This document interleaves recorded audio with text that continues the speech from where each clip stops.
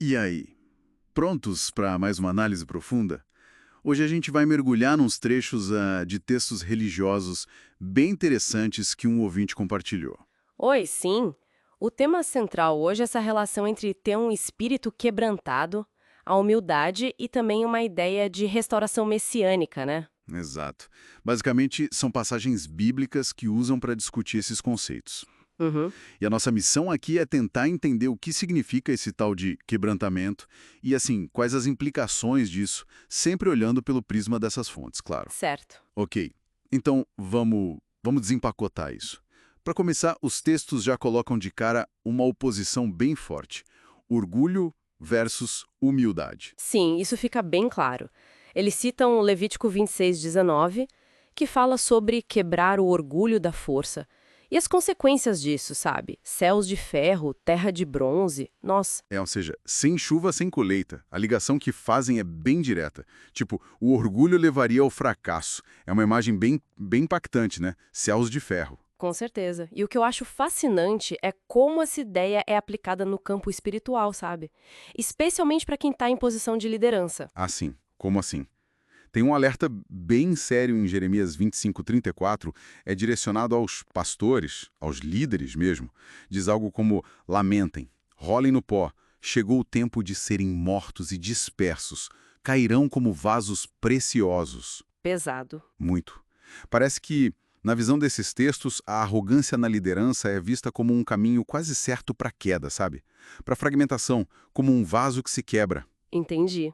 E quando eles falam do quebrantamento em si, a descrição é carregada de emoção, né? Totalmente. 6, por exemplo, a instrução é: fique gemendo de coração quebrantado e com amargura. Uhum. Não dá para negar, soa como algo bem doloroso, um lamento profundo mesmo.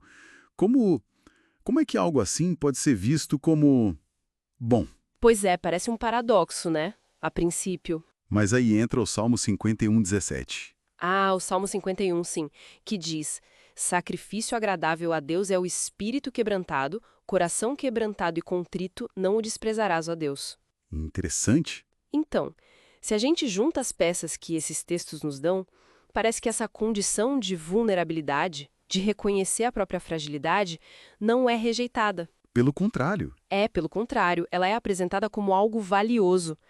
Talvez não pela dor em si, mas por representar um rompimento com aquela autossuficiência do orgulho, entende? Hum, Uma abertura para depender de algo maior. faz sentido. E aqui a coisa fica realmente interessante, porque entra em cena a figura do Messias, chamado aqui de Yeshua, que é Jesus em hebraico. Exato. Eles citam Lucas 4, 18 e 19 para descrever a missão dele. Ungido para anunciar boas novas aos pobres, libertar cativos, dar vista aos cegos, liberar os oprimidos. Sim, uma missão bem voltada para os necessitados.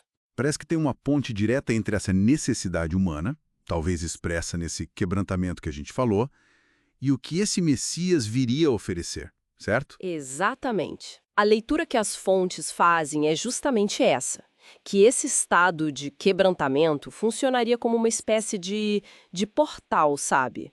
Uma condição para conseguir receber o que chamam de revelação de restauração messiânica. Um portal. É, eles afirmam que somente Yeshua tem boas novas de restauração na sua plenitude para o tempo final. Ou seja, nesse contexto, estar quebrantado não seria o fim da linha. Seria mais um começo, Talvez o ponto de partida para acessar essa ajuda ou essa restauração que é prometida ali. certo? Entendemos a lógica teológica que as fontes estão apresentando, mas assim, como isso se traduz para a vida prática, para o dia a dia, segundo esses trechos? Boa pergunta. Romanos 12:16 dão a pista. Romanos 12, isso diz assim: tenham o mesmo modo de pensar, em vez de serem orgulhosos, sejam solidários com os humildes, não sejam sábios aos seus olhos. Ah, então conecta direto essa condição interna com atitudes práticas, humildade, solidariedade. Exato, se importar com os outros, especialmente os que são vistos como menores ou humildes, parece ser uma consequência direta desse estado de espírito. Entendi. E a conclusão que os textos apontam é que esse quebrantamento, então, leva à humildade e a uma entrega, uma submissão diante do trono do Adonai, que é o Senhor, nesse contexto. E qual seria o resultado dessa entrega? O resultado seria receber uma unção da sabedoria para vencer nossos desafios. É o que eles dizem. Sabedoria para vencer desafios. Isso. E tem um ponto adicional que achei interessante que aparece no material. Qual? A ideia de que a graça divina, essa restauração, eliminaria méritos pessoais. Não seria algo que você conquista por esforço próprio, entende? A questão da graça. Sim. Mas, ao mesmo tempo, isso não significaria parar de se esforçar ou de buscar um alvo espiritual. É uma dinâmica curiosa, essa tensão entre graça e esforço, realmente. Então, para a gente resumir a nossa conversa sobre esses trechos, eles pintam um quadro bem claro, né? Aham. De um lado, o orgulho ligado ao fracasso, à ruína. Do outro, um espírito humilde, quebrantado, que é valorizado, visto como agradável a Deus. E como a condição para receber essa restauração, essa sabedoria. Exato. Especialmente através da figura messiânica de Yeshua, conforme é apresentado aqui nesses textos que a gente analisou. Perfeito. E, para fechar, talvez uma reflexão que fica, baseada nesses textos. Manda. Isso levanta uma questão importante, eu acho.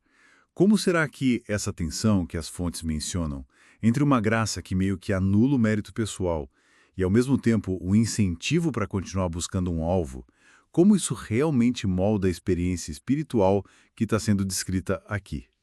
Boa. Fica aí essa dinâmica entre dádiva e esforço para a gente pensar um pouco mais a respeito, né? Com certeza. Uma ótima provocação para a gente continuar refletindo.